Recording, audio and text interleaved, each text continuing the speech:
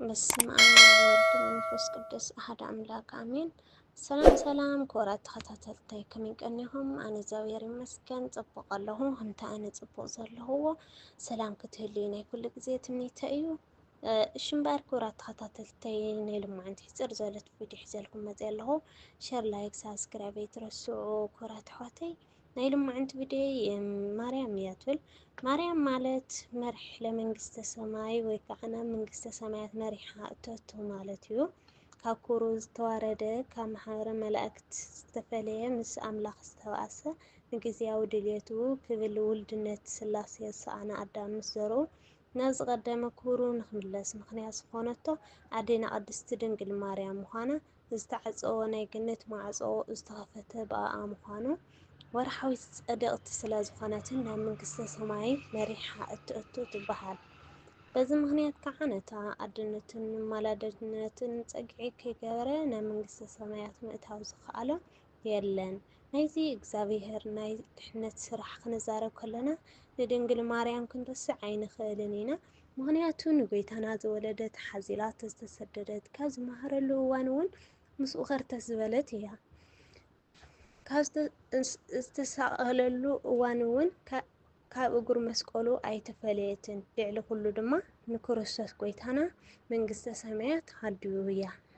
ማርያም ማለት ጸጋን ሃብትን ማለት እዩ።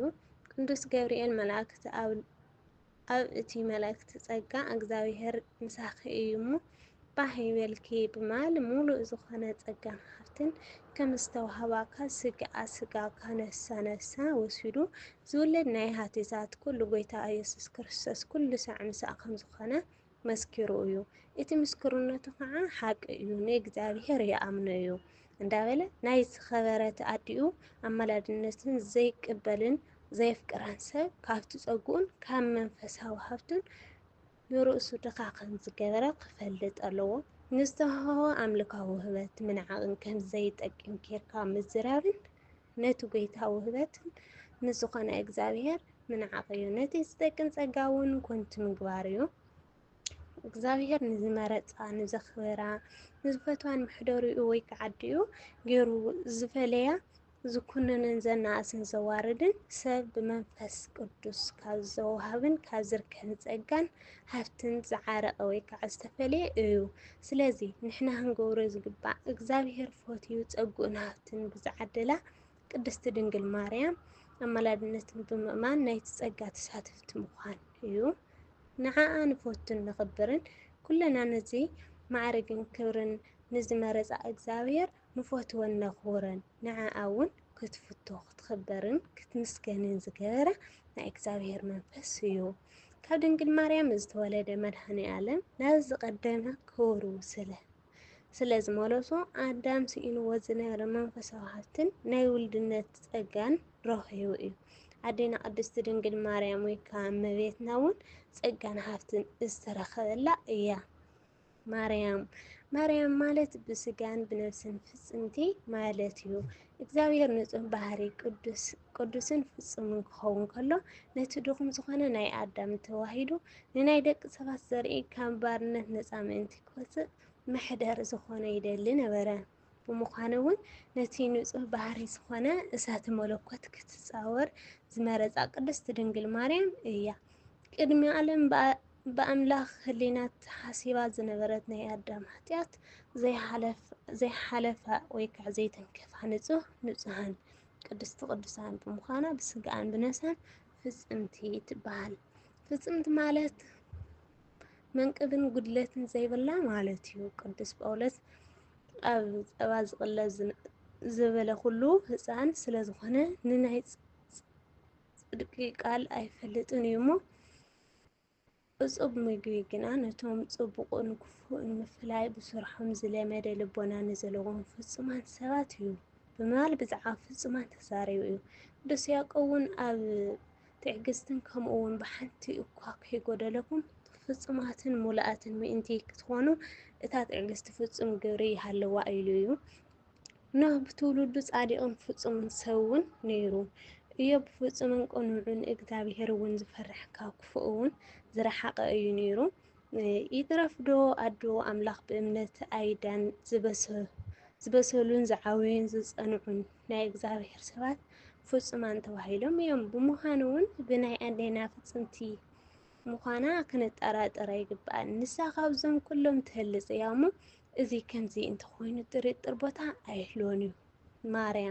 ማርያም ማለት መልእልተ ፍጡራን ትሕተ ፈጣሪ ካብ ፍጡራን ላዕሊ ካብ ፈጣሪን ታሕቲ ዘላ ማለት እዩ። ቅድስቲ ድንግል ማርያም ናይ ባህሪ ኣምላኽ ናይ ኢየሱስ ኣዶ ብምዃና ኩሉ ሻዕ ብምፍራህን ብምቅጥቃጥን ቅዱስ ቅዱስ ቅዱስ እንዳበሉ ካብ ዘመስግንዎ መላእክት እኳ ዝበለጸ ክብሪ ኣለዋ። ኣብ መላእክቲ ኣብ ቅድሚ ናይ እግዚአብሔር ዙፋን ደው ኢሎም ኣብ ዘመስግንሉ እዋን ብክልተ ኣኸናፍሮም ንገጾም ይሽፍኑ፣ ብክልተ ኣኸናፍሮም ከዓ ንእግሮም ይሽፍኑ፣ ብክልተ ኣኸናፍሮም ከዓ ይነፍሩ፣ መዓልትን ለይትን ከዓ ከይዕረፉ የመስግንዎ። እቶም 24 ካህናት ሰማይ ኣብ ዙፋኑ ንዘሎ ኣምላክ ኣብ ቅድሚኡ ወዲቖም ካብ ዘለዓለም ክሳብ ዘለዓለም ብህይወት ንዝነብሩ እንዳሰገዱ ክብሪ ምስጋና ሓይሊ ክትቅበል ይግበአካ እዩ ይብልዎ። ንሳ ግና ኣብ ማህፀን ተሰኪማ ጥባውን ኣጥቢሕቶ ኣዝያና ሓሲላቶ ሓፊቃቶ ሄሮዶትስ ከይቀትለውን ሒዛቶ ተሰዲዳ ኣብ በረኻ እውን ነበረት። ከምዚ እንዳበለት ኣብ መስቀል ክሳብ ዝስቀል ኣይተፈለየትን። መልእኽቲ ይትረፍዶ ክትንክፍዎ ክርእይዎን ንዘይከኣሉ ባህሪ መለኮት ኣብ ማህፀና ተሰኪማቶ እያ እሞ ካብ ፍጡራን ኩሉ ላዕሊ ካብ ፈጣሪን ታሕቲ ምዃና ዝተኣመነ እዩ። እቲ ዓብዪ ናይ ክርስቲያን ኣቦ ቅዱስ ያሬድ እውን እቲ ምልእቲ ጸጋን ምንጪ ሓጎስን ዝኾንኪ ግርማኺ ኣዒንቶም ብዙሕ ካብ ዝኾኑ ካብ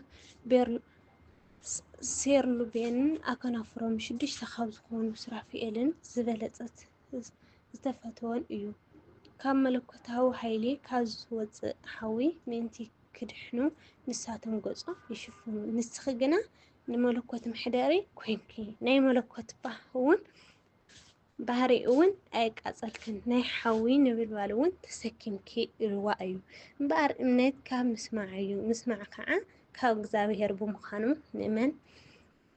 ኣዴና ልዕልቲ እያ እሞ ብኣ ንመካሕ ጎይታና ዝሃበና ትምክሕትና ስለ ዝኾነት ማርያም ማለት ኣጋእዝተ ብዙሓን ወይ ከዓ ናይ ብዙሓን እመቤት ማለት እዩ። ብምክንያት ናይ ኣዲኦም ሔዋን ስሕተትን ሞት ነፍስን ኣደስኢኖም ሕዙናት ኮይኖም ዝነበሩ ደቂ ሰባት ኩሎም ብኣዲኦም ኣቢሉ ንዝመፆም ንዝተፈረዶምን ሞት ንሱ ከዓ ብምክንያት ሓጢኣትን ካብ ዝመፀ መግዛእቲ ወይ ከዓ ዛሬነት ዲያብሎስ ነፃ ንዘውፅኦም ኣምላኽ ዝወለደትሎም ምንጪ ሓጎሶም ዝኾነት ቅድስቲ ድንግል ማርያም ብምዃና ንሳ ንዝኣመንዋ ኩሎም ኣዶ እያ እሞ ናይ ብዙሓት እመቤት ኣዶን ትበሃል።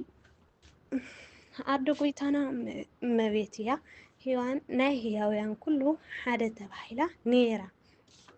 እመቤት ማለት ኣብ ሓደ ስድራ ኣመሓዳሪትን ሓላፊትን ዝኾነት ዝኸበረት ኣዶ ማለት እዩ። እምበኣር ክርስቲያናት ኩሉ ብክርስቶስ ሓደ ስድራ ብምዃንና ኣዲኡ ድንግል ማርያም ንዓና ኣዴና ወይ ከዓ እመቤትና እያ። ማርያም ማለት ኣብ ምድሪ ማር ኣብ ሰማይ ያም ዝብሉ ቃላት ተራኺቦም ዝተረኸበ ስም እዩ ይብለና።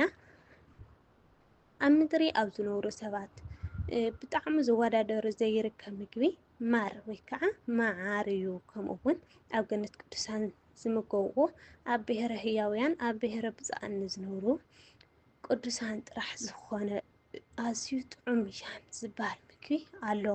ኣዴና ድንግል ማርያም ርህራሄያን ፍቕርን ኣብ ምድሪ ኣብ ዘለዉ ኣብ ሰማይ ኣብ ዝነብሩ ኩሉ ኣዝዩ ጥዑም ብምዃኑ እዩ።